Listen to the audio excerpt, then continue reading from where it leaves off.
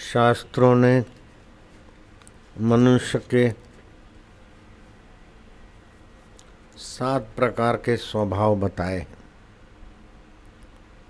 ऊंचे में ऊंचा स्वभाव हम कैसे बनाएं?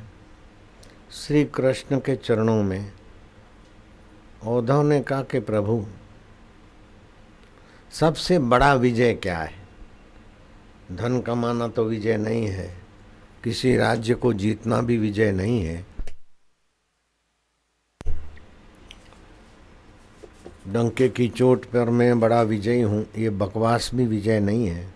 तो वास्तव में आखिरी साची विजय क्या है?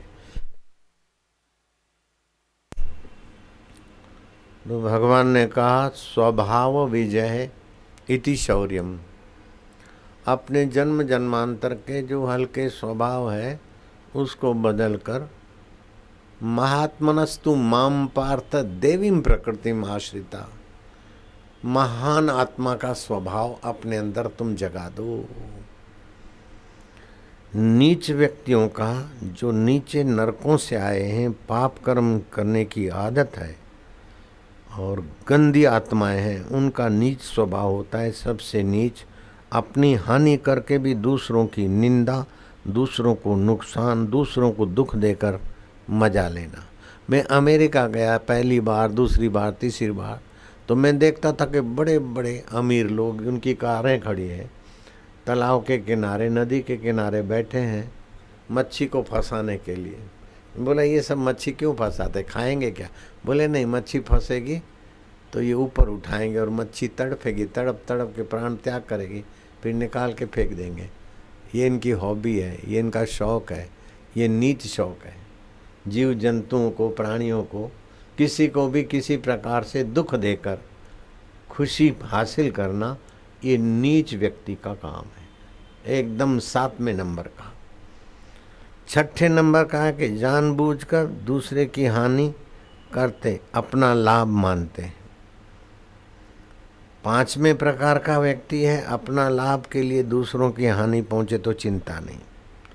4थे प्रकार के व्यक्ति के अपने लाभ से दूसरे की हानि नहीं हो तो अच्छा है, लेकिन हो जाती तो भाई हम क्या करें?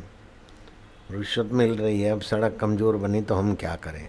अरे ट्रैफिक का करोड़ों रुपया बिगड़ेगा, तेरे को तो 2 लाख मिले डामर चुराने से अथवा गिट्टी कम डालने से, लेकिन लोग आएंगे जाएंगे, उनकी तो व्हीकलें करोड़ों रुपया नुकसान करेंगे।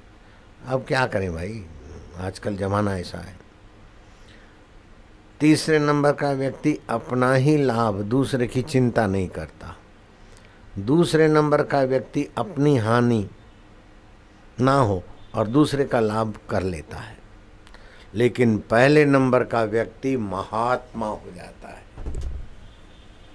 थोड़ा दुख सहकर भी दूसरों के लिए सत्संग का आयोजन कर लिया, थोड़ा कष्ट सह के भी दूसरों के लिए यात्रा कर ली बापू ने, थोड़ा तन से, मन से, धन से निकाल के भी सत्संग करा दिया, गरीब गुरुओं की सेवा कर दी, समय निकाल कर भगवान का ध्यान किया, बाल संस्कार खोला, तो अपनी हानि और अपना अहम छोड़कर भी दूसरों का भला करते हैं। उनका कर्म नहीं रहता, कर्म योग हो जाता है। उनकी भक्ति नहीं बचती, भक्ति योग हो जाता है। उनका ज्ञान केवल ज्ञान नहीं रहता, ज्ञान योग हो जाता है। कबीर जी ने बड़ी ऊंची बात कही, कबीरा आप ठगाइयो, कबीरा आप ठगाइयो, और न ठगियो कोई, और न ठगियो कोई। आप ठगे सुख उपजे, आप ठगे सुख उपजे, और ठगे दुख होई। और ठगे दुख। औरों को ठग के अभी तो पैसे कमाए, लेकिन वो पैसे बुरे रास्ते ले जाएंगे और भविष्य में मगर बन जाएंगे, कुत्ता बन जाएंगे, भेड़ बन जाएंगे, मकोड़ा बन जाएंगे। 84 लाख योनियों में दुख भोगना पड़े।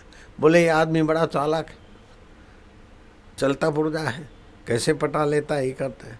वहाँ पुर्जा चलता ही रहेगा, 84 लाख माताओं के गर्भ में भटकेगा, न जाने क्या क्या योनियों में जाएगा।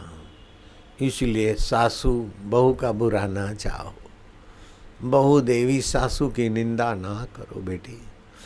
और तुम्हारी पत्नी तुम्हारी माँ की निंदा सुनाए तुम्हें, तो तुम सुनो नहीं, पत्नी को बता दो कि मैंने मेरी माँ का दूध पिया है, उसकी मैं निंदा सुनूंगा तो मैं गुण चोर गद्दार हो जाऊंगा, उसके खून से मेरा शरीर सींचा है।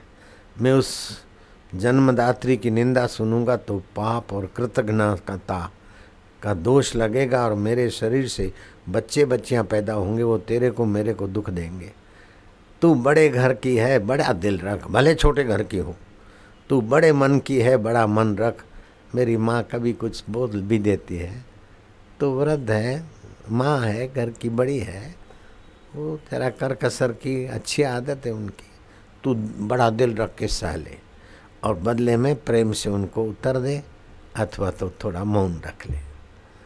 कभी कोई डांटे तो जीभ तालू में लगा दो और वो डांटने वाले का मन जरा डांटता है लेकिन अंदर से तो आत्मा है, चैतन्य है, मेरे हितैषी है, मेरे मंगलकारी, तो वो भले आपके दुश्मन हो आपके मंगलकारी हो जाएंगे। तो संतों की बात तू सुन ले, पत्नी को समझा दे। अगर देरानी जेठानी की निंदा करती है तो देवर समझाए कि जेठानी बड़ी है, सासू के बराबर है, बड़ा दिल रख, बड़ी बहन कुछ कह ले तो सुनना होता है।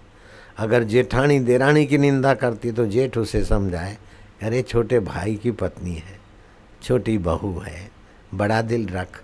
ऐसे करके घर में निंदा के माहौल को काटो। निंदा किसी की हम किसी से भूल कर भी ना करें, ईर्ष्या कभी भी हम किसी से भूल कर भी ना करें। सत्य बोले झूठ त्यागे, मेल आपस में करें। हे प्रभु आनंद दाता, ज्ञान हमको दीजिए, शीघ्र सारे दुर्गुणों को दूर हमसे कीजिए।